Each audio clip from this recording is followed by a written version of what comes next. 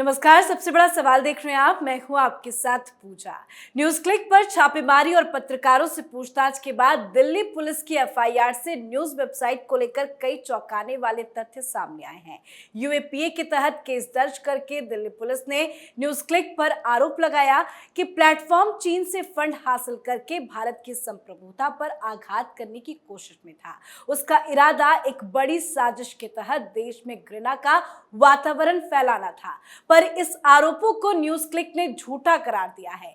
News click ने सभी आरोपों को बोगस करार देते हुए कहा कि पुलिस का एक्शन मीडिया की आवाज दबाने की कोशिश है। तो आरोपों पर क्या कहना है न्यूज क्लिक का, बताएंगे आपको। मेरे साथ स्टूडियो में मौजूद हैं कैपिटल टीवी के editor in chief doctor Manish Kumar. Doctor साहब, बहुत बहुत स्वागत है आपका। धन्यवाद। न्यूज क्लिक पे जो आरोप लगे हैं उसको लेकर न्यूज क्लिक कह रहा है कि सब कुछ बकवास है, बोगस है, जानबूझ के परेशान किया जा रहा है। देखिए, अभी तो ये भी कह रहे हैं ये लोग, 2 दिन के बाद ये भी कहने लायक नहीं बचेंगे। जो लोग समर्थन में हैं वो लोग अब पतली गली से भाग रहे हैं, क्योंकि जो पोजीशन है वो बड़ा ही अनटेनेबल है। आप जो कुछ इनडिफेंसिबल है, जिसका बचाव नहीं किया जा सकता, उसको डिफेंड करने के लिए बहुत सारे मजदूरों को देखा मैंने यूट्यूब पे, वो आगे कूद के कि ये जो है ये बंद हो रहा है, ये हो रहा है, बोलने नहीं दिया जा रहा है। 1-2 लोगों को रोते हुए भी हमने देखा जी। और प्रेस क्लब में धरना प्रदर्शन भी हो गया। एक चेहरे में देख रहा था, अनुरुति रॉय जो है वो पत्रकार बन गई पता नहीं कब, ये प्रशांत भूषण कब बन गया पत्रकार पता नहीं कब, ये रामचंद्र गुहा कब से पत्रकार बन गया पता नहीं कब। हाँ, सब दलालों का पूरा जत्था बैठा, ये टुकड़े टुकड़े गैंग सब इकट्ठा हो गया। क्यों मालूम है आपको जी? आज एक बयान आया अमित शाह जी का, गृह मंत्री का। हड़कंप मचा हुआ है, पता नहीं क्या होगा नहीं होगा।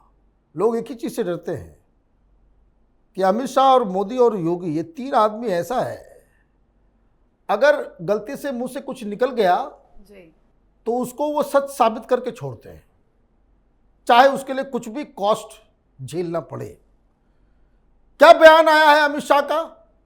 अमित शाह ने कहा है कि अगले 2 साल में ये अर्बन नक्सल्स को देश से खत्म कर देंगे, माओवादियों को खत्म कर दिया जाएगा। बिंगो, यहीं पे खेल है। अभी तो मैं ये न्यूज क्लिक किए, अभी सारे छोटे मोटे पत्रकार इधर उधर, ठीक है, खेल तो बड़ा, ये सब तो प्यादे हैं, ये तो प्यादे हैं, इनका इस्तेमाल किया जाता है, इनको पता भी नहीं होता है। हमारे एक एडिटर हुआ करते थे, वो हार्डकोर वामपंथी, वो कहते थे कि भाई सीआईए जो है वो आपको अपना एजेंट बना लेगा, आप सीआईए के लिए काम करते रहोगे और आपको पता ही नहीं चलेगा कि आप सीआईए के एजेंट हो। ये लेवल होता है स्पिनाच का। तो ये जो प्रवीर पुरकायस्थ है, इसका तो मैं नहीं कह सकता कि तो हार्डकोर वामपंथी, ये कॉमरेड प्रवीर पुरकायस्थ तो चाइनीज दलाल शुरू से था। चीन, माओवाद, ये वो देश को तोड़ने तो डीएनए में है। और जो कोई भी मुझे ये कहता वह सुनाई देता है कि प्रवीर पुरकायस्थ इतने बड़े पत्रकार हैं, मुझे लगता है कि ये आदमी ये किस नाले से निकला है बाहर, बुद्धि कैसे इतनी भ्रष्ट हो सकती है किसी की। और पत्रकार बने हुए एडिटर तक लेवल तक चले गए। भाई 2 साल में नक्सलियों को खत्म किया जाएगा, ये बीड़ा अमित शाह ने उठा ली है तो मामला खत्म होगा। और ये जो तमाशा कर रहे हैं प्रेस क्लब के अंदर, इन सब की तस्वीरें ले लेनी चाहिए। ये पूरा गद्दारों का टोला वहां बैठा हुआ था। कारण, मेरे एक सवाल का कोई जवाब दे दे भाई, तुम इन चाइनीज दलालों को, इन वामपंथियों को, इन माओवादियों को डिफेंड करते हो किस लॉजिक पे? ये बीए पास एडिटर सब जो जीवन में कभी कोई किताब उताब पढ़ा नहीं हिंदी लिटरेचर के अलावा, ये लोग थ्योरेटिकल बात करेंगे कि बोलने की आजादी के ऊपर कुचला जा रहा है। अभी भी कह रहे हैं। अरे पैसे कहां से आ रहे हैं? चीन के। बोलने की आजादी पूरी दुनिया में कहां सबसे ज्यादा कुचली जाती है? चीन में। हिम्मत है चीन के खिलाफ बोलने का? इन तमाम दलालों से इनके सोशल मीडिया अकाउंट्स पे जाएं, मुसलमानों को वहां ईद और बकरीद के दौरान सूअर का मांस खिलाया जाता है, दाढ़ी काटी जाती है, कुरान को जलाया जाता है चीन के अंदर। ये जो दुमुहे सांप वामपंथी जो हिंदुस्तान में तमाम पीएफआई और उनकी दलाली करेंगे, शाहीन बाग में पहुंच जाएंगे, कभी इन लोगों ने चीन के खिलाफ एक शब्द भी कहा है? बस चीन में फ्री मीडिया नहीं है, इसके खिलाफ तुम कभी बोलते हो? नहीं बोलते। क्यों? माल आना बंद हो जाएगा। ये कनेक्शन समझ लीजिए। और माल किस लिए आता है? पिछली बार भी मैंने आपको बताया था 115 करोड़ रुपए, 118 करोड़ रुपए एक वेबसाइट, एक यूट्यूब चैनल को मिल रहा है। ऑब्वियस सी बात है।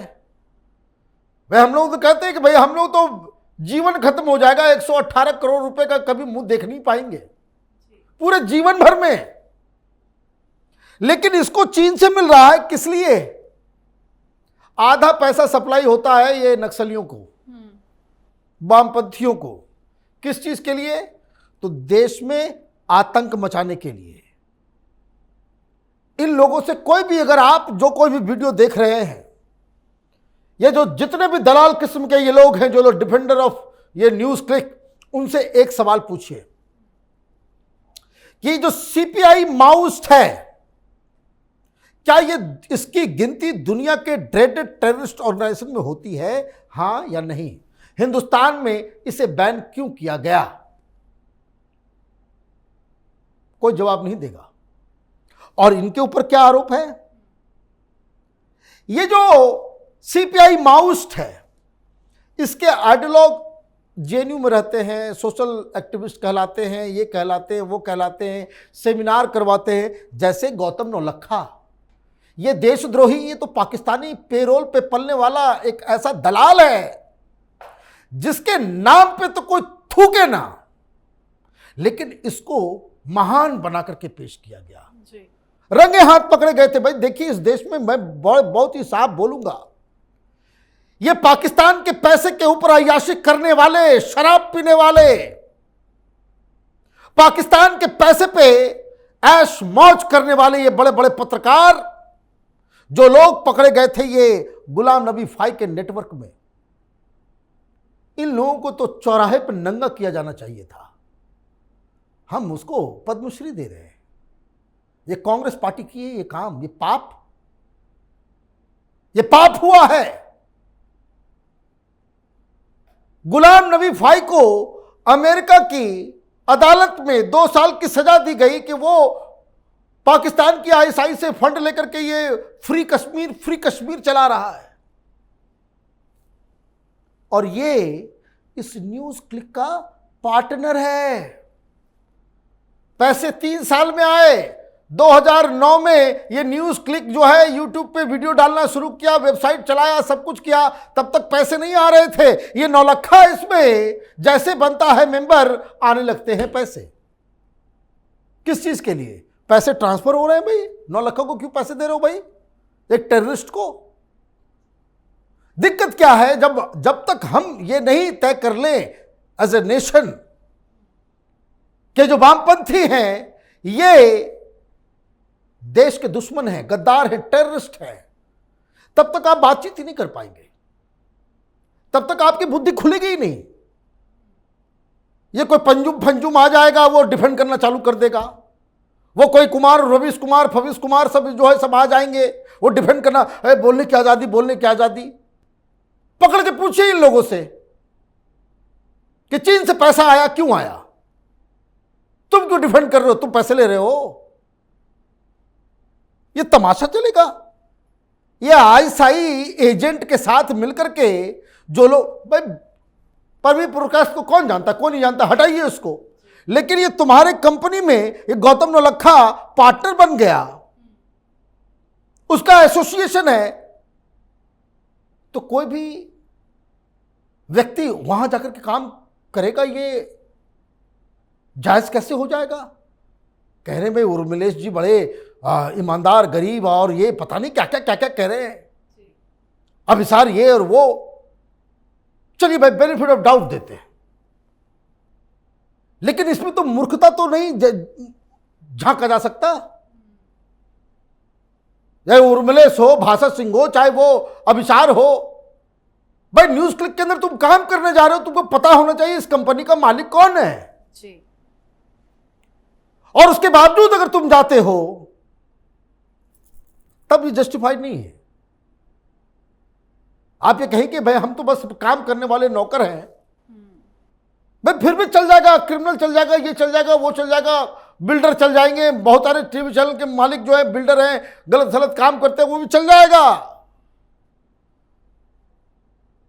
लेकिन ये पाकिस्तान का दलाल, चीन का दलाल, और आप किस चीज के ऊपर कह रहे हो फ्रीडम ऑफ एक्सप्रेशन? भाई पैसे आ रहे हैं चीन से, भाई चीन में जाकर लड़ो ना भाई, चीन के बारे में आर्टिकल लिखो।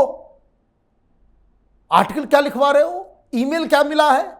ईमेल ये मिला है कि सिंघम इस परवीन पुरकायस्थ को, इस दलाल को यह आदेश दे रहा है कि मैं पैसा बनाओ, चैनल कश्मीर को इंडिया से हटा दो और अरुणाचल प्रदेश को जो है डिस्प्यूटेड टेरिटरी दिखाओ, और ये कह रहा है जो हुक्म मेरे आका, माल आना चाहिए।